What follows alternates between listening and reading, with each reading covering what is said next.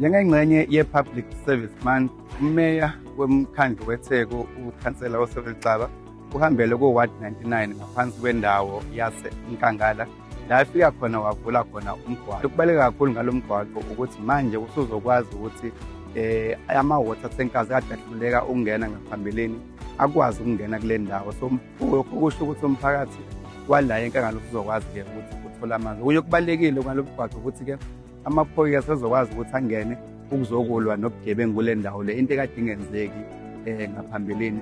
Qasha abantu bendawo abawu-8 kanti-ke kwaba khona-ke nabafundi ababili okuyibona abathole ithuba babe ingxenye yayo le project. We are in this area is what 1999. I wish to thank the local councillor here, Councillor Jane, who works with the team in the human settlements team. With me here, there is Councillor Mkhize and as well as Councillor Mgwengwe.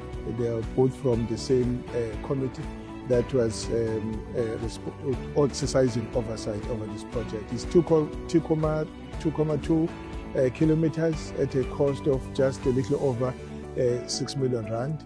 This is part of our program to upgrade roads from gravel to tar, as like you are saying now. Time that we bury all potholes within the city of Durban. Now with this road now, it means that people will have easy access to our services. Our police vehicles will now be able to reach the scene of crime that they have not been able to reach even on time because they could not pass through because the road was bad.